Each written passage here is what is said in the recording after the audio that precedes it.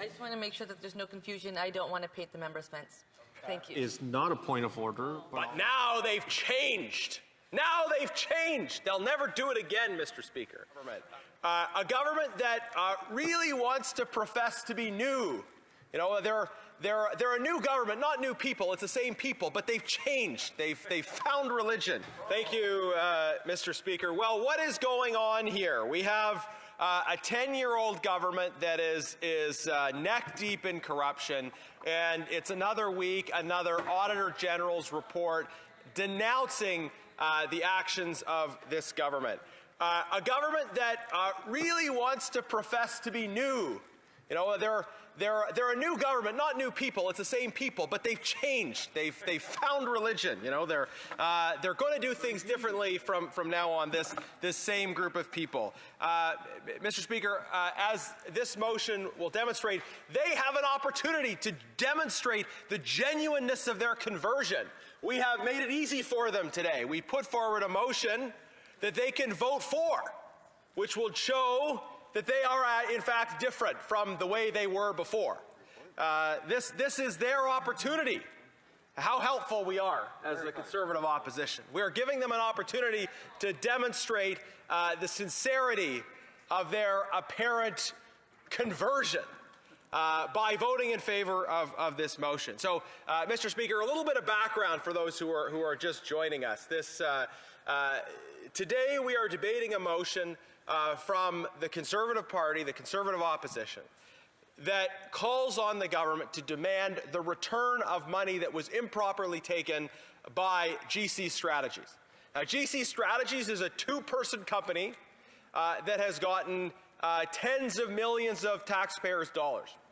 And what they do is something called staff augmentation, right? And if I had known about this, I might have gone into this business instead of going into politics, because it's a really, really good deal. Here's how it works, right? Someone hires you to do a job, and you hire someone else to do that job, but you pay them less than you received in the first place. So, Mr. Speaker, you hire me to paint your fence, and you pay me $100 to paint the fence. And then I hire the member for Kitchener-Waterloo to paint the fence, and I give her $50, and you've given me $100. So you've gotten your fence painted for $100. The other member has earned. Member for Waterloo. I just want to make sure that there's no confusion. I don't want to paint the member's fence. Thank you. Is not a point of order, but I'll let the member for short report for Saskatchewan continue.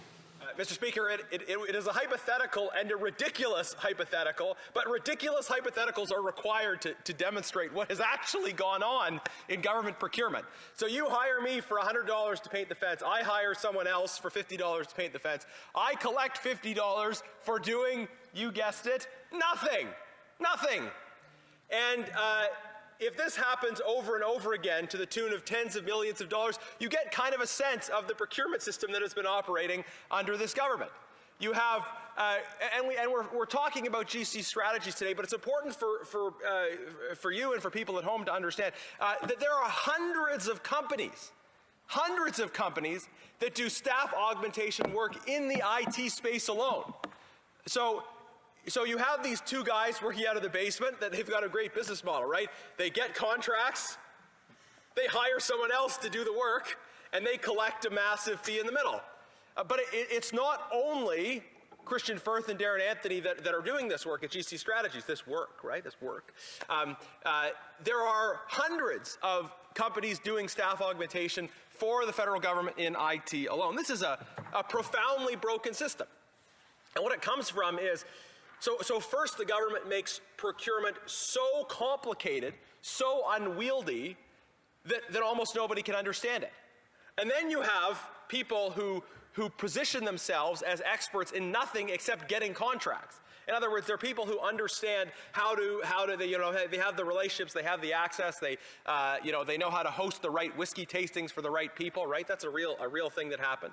They know how to host the right whiskey tastings. And so they know how to get government contracts. And then once they get the government contracts, then they go on LinkedIn and find, okay, who are people that actually know how to do this work, and then they hire them. Mr. Speaker, it's like something out of Yes Minister that was rejected for being too unrealistic, right? But this is what actually happens and has happened for the last 10 years under this Liberal government. But now they've changed. Now they've changed. They'll never do it again, Mr. Speaker. They have a new government with the same people who have nonetheless seen the errors of their ways, Mr. Speaker. And you know, when all else fails in this debate, members across the way say, well, didn't we win an election? We won an election after all, Mr. Speaker. Nobody's disputing the results of the election, but I do think it's notable that in order to win the last election, these Liberals had to pretend to be something very different from what they had been for the last 10 years. Their only argument in the election was to say, well, Canadians want change and we've changed too. We'll be nothing like ourselves, right? They promised to be nothing like themselves. And that turned out to be a reasonably successful political strategy. But I think very soon Canadians will discover that they're actually nothing like themselves. They're actually more like themselves than they pretended to be. And that we will see the continuation of these same absurdist procurement policies, things that if presented as the possible script for a television show, they would be rejected for being unrealistic. The fact that you have people getting hired to hire other people, a procurement system that is so broken and so complicated that only well-connected insider brokers can understand it. Those well-connected insider brokers receive the contracts, hire the people, and collect a massive premium for doing so. And this week, the Auditor General came out with a report having looked in detail into what happened with this one particularly notorious company, GCStrategies, found that there was massive abuse. And just to share one highlight from committee exchanges we've had with GCStrategies, right? They admitted to presenting fraudulent resumes to the Government of Canada in order to get work. So, you know, it's the old resume padding that we all tell our children not to do. This is how GCStrategies was getting contracts. And they explained, though, what their normal process was. Their normal process was you get a resume that may not be compliant with the requirements of the bid. So then they adjust the resume to make it compliant. So let's say the contract requires that you have 5 years experience at something. And then the person they're proposing to do the work actually only has 5 months. So they change the months to years to make it compliant, and then they go back to the original resource, the person who would do the work, and they say, is this okay with you, right?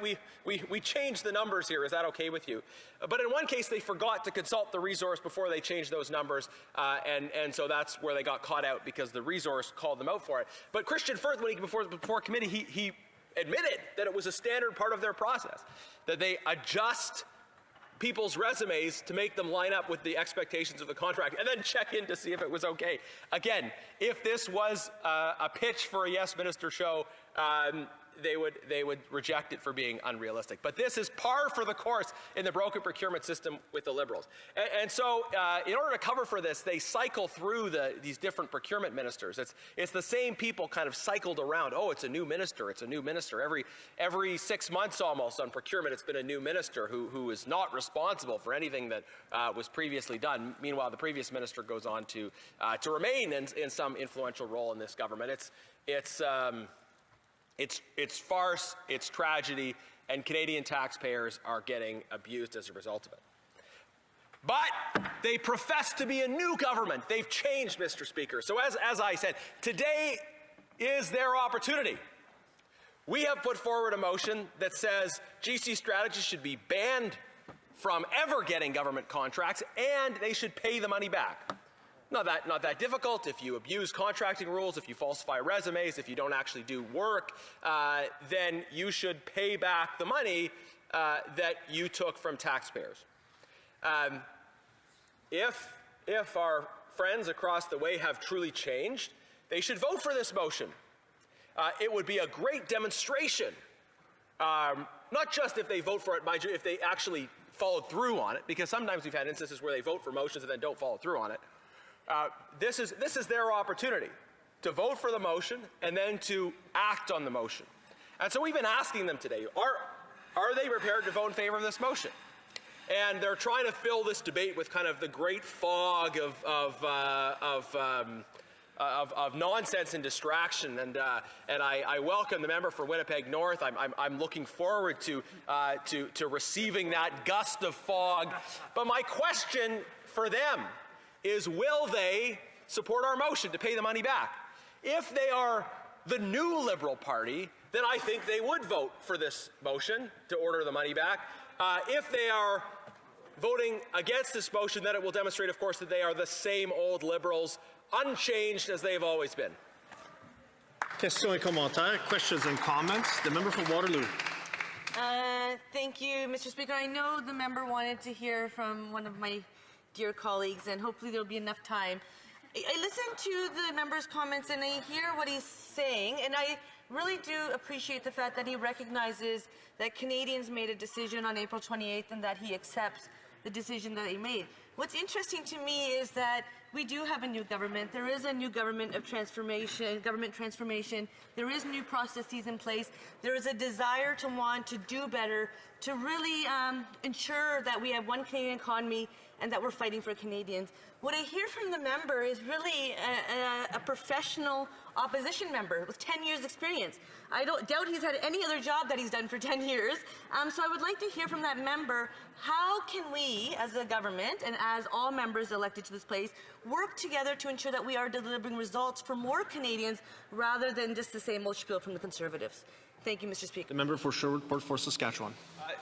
Mr. Speaker, I was surprised to hear such a sharp question from my colleague, because I thought I was very generous in my speech, actually, in terms of giving the government this opportunity to vote in favor of our motion. This opposition motion really is a gift to the government, because we are inviting them to come along with us and to vote in favor of getting this money back from GCStrategies. I think this is the kind of offer of collaboration I think that people are looking for. I would challenge the government. You know, they're supposed to be new. They're supposed to, but here's the point. I suspect they'll actually vote against this motion in the end. But I would challenge them to do the right thing. The member wants to know how we can work together. Vote in favor of this motion. That's how we can work together. That's what we need. Questions et commentaires. The member for Edmonton West. Mr. Speaker, we heard in committee repeatedly from actually the Deputy Minister of PSPC that they're aware of many cases of fraud like GCStrategies, but they're negotiating with the contractors to receive the money back for taxpayers. Not demanding it back, but negotiating. We heard from a parliamentary secretary today saying that despite them banning GCStrategies from bidding on business because of the known corruption and the fraud, they won't seek the money until they get a legal opinion. I wonder if my colleague could weigh in on why this government is so fighting Parliament and common sense to get the money back for Canadians. For Sherwood Park for Saskatchewan.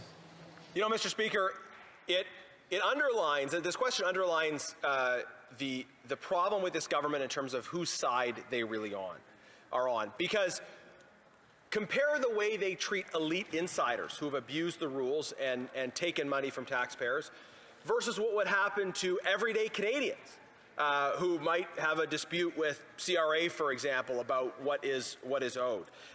The gentleness with which this government approaches elite insider contractors, even those who have flagrantly broken the rules, versus how ordinary Canadians are treated, shows that, in fact, this government is persistently on the side of their elite insider friends.